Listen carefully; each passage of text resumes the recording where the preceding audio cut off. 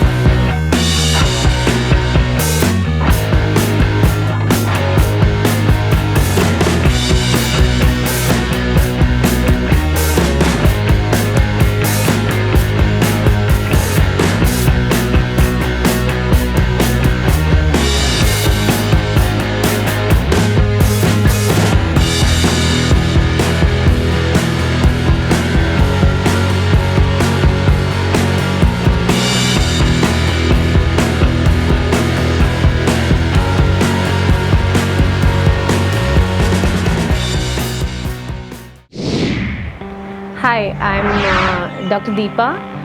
Deepa Katyal, engineer. I am a veterinarian and I have been in this profession for the last almost 2 decades, about 21 to 22 years. I have a small animal clinic in Chembur. And my story actually started when I was a kid. I think I was 6 or 7 years old, and me and my dad were actually outside giving a bath to our dogs, and I remember distinctly we heard a lot of crows in the background, and I remember as a child dad rushed to that area to see why the crows were there. And we had like a garden, and in the garden in one corner that the crows were actually trying to pile on in a mob, a sparrow with its baby fledgling was stuck to each other with a twine. The twine was stuck in the mother sparrow's wings, and the second part of the twine was stuck in this baby fledgling's leg. Dad quickly got the bird out, and he untwined the animal, and before we could react to it, the mother sparrow, as soon as she got free, she just flew off, leaving behind the baby bird in Dad's hands. And I was like so excited as a child, and I'm like, oh, there is another animal at home, and it was a small beautiful little thing, had no feathers on it, and I remember it called it Myra. And so Myra Dad started taking care of her and taught me how to feed her. We would go looking for worms and things like that, and of course we were not at the top of our nutrition thing that time, but Dad taught me how to give food to the bird and how to feed the bird.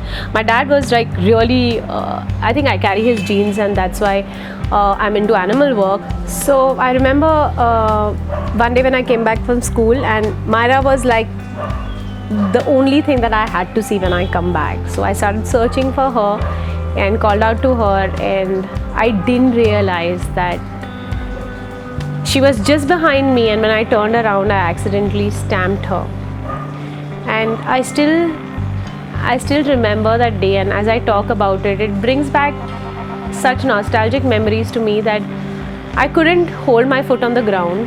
I almost collapsed down when I saw the bird was laying lifeless over there in front of my eyes. Someone that I had raised as a child, and me being a child and had raised it up, I don't know what was, I just wanted to end my life at that point of time. I was like, what am I living for now as a kid?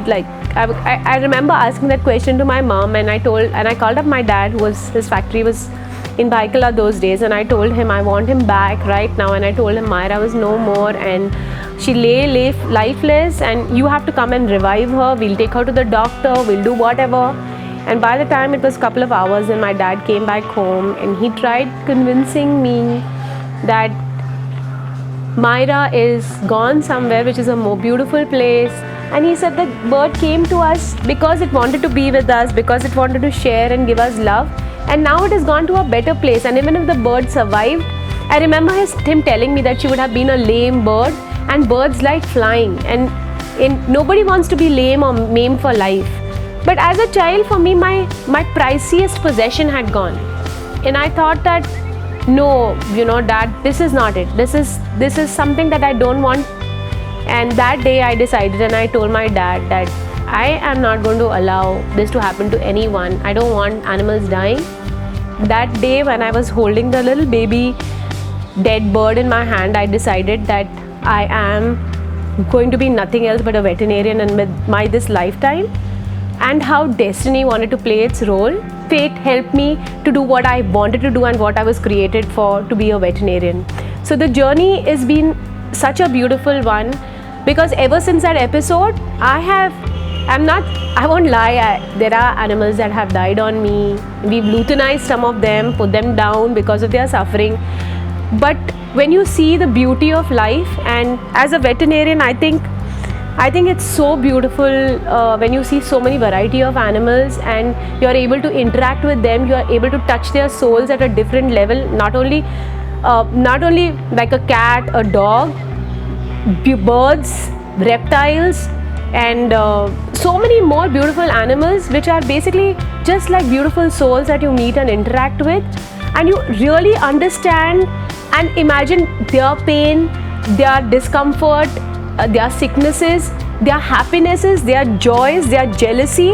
It's an amazing world. And I think for me, because I'm an animal lover, I cannot imagine a life without them. I cannot imagine my life a single day without interacting with them.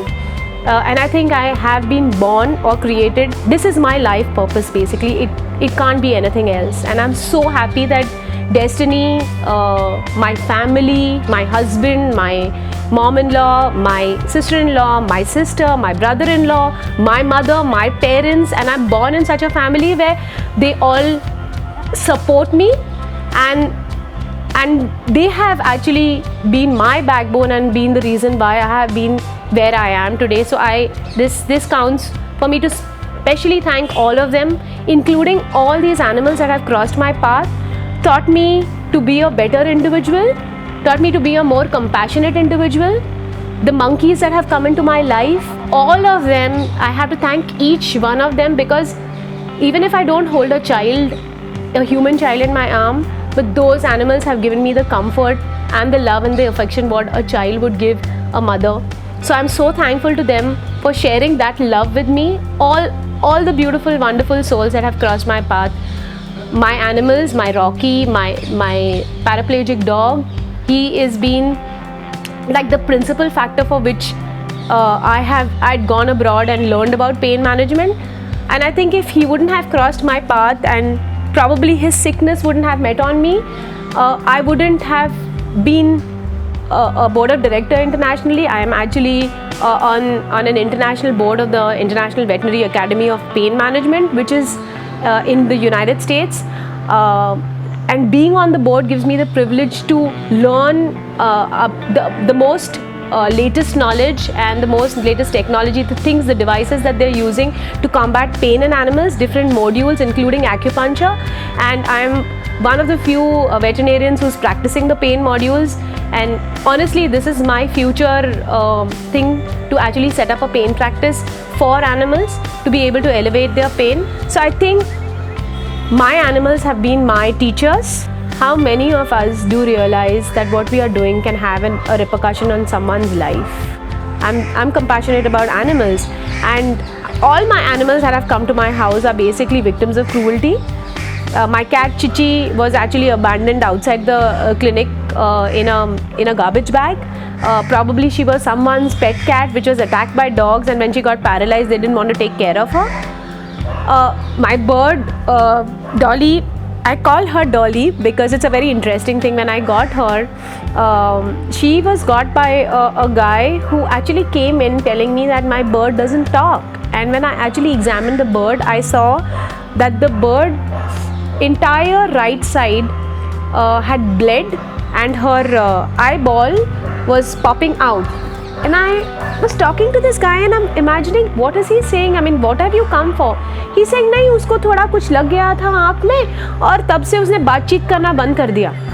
And then I examined the bird and I asked him, ये कैसे हुआ है? He's saying, and I saw the bird's cage. It was in a very, very horrible condition, rusted. And one of the cage wires had actually penetrated the bird's eyeball and or hurt the bird's eye. And all he had to tell me was the bird didn't talk. I mean, can you imagine what if the same thing would have happened to your child? Do you think you wouldn't go to the doctor? And this man is coming to me after 3 days talking to me about the fact that the bird is not talking. And then besides that, the animal getting an injury and you coming to a vet because the bird's not talking, not for the injury. I got the bird home and she is a very special animal to me. But even today, if you actually try to handle her, she hates people.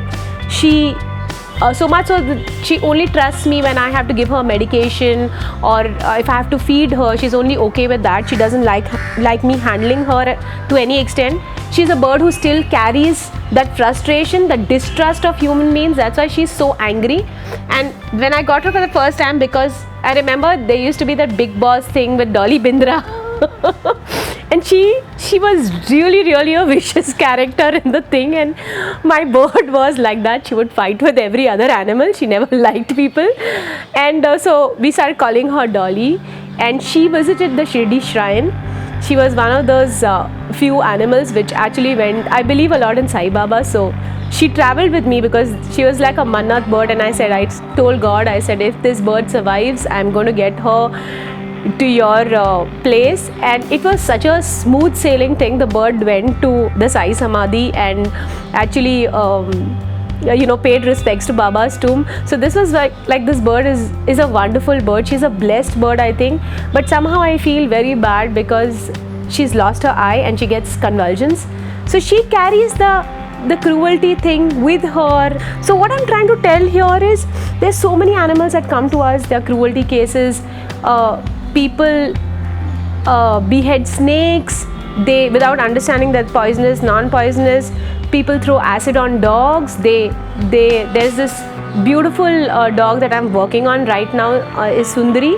She was hit on the spinal cord with a rod by a drunk man who wanted to just get out his frustration because he was drunk and Sundari was lying in his path. And she loses a limb very soon. She is losing a limb because of that, and she was reduced to being in a vegetative state. Fortunately, for the pain management that we do, for the pain management I'm doing, and she is being taken care of by a sweeper lady. So it's so beautiful. The lady bought out a 100 rupee note to me when I told her, when she bought Sundari to my clinic the first time, and she said, you know what, she was hit by an iron rod by a drunk guy, and she can't get up, and she would follow my son every day to get her pav, and she can't walk no more. Please help her out. And I looked at her and I looked at Sundari and I said, my God, this is something that I cannot. You'll need a CT scan, you'll need an MRI to get the point addressed. She's a poor person, and she just told me, she said, I can't afford that. Do you think you can make her okay with whatever? And she bought out this 100 rupees note. And she said, do you think you can treat her? I'll pay you every time I come. We looked at the dog. She lay lifeless in front of us, not being able to move her. She was totally recumbent on one side and she could barely move her neck. And when I look at her today, she walks on 4 legs because we've worked on her pain management for the last 6 months. And she stands tall to tell the story of cruelty and compassion given to her in this lifetime. So it's there. There are beautiful people, there are beautiful animals, but we all need to understand that this Mother Earth, the space that we have, it doesn't only belong to us. So after having met Dr. Deepa Katyal, the super vet of Mumbai, I'm convinced that the city has a bright future for its animals. Until the next time, this is Gaurav signing off.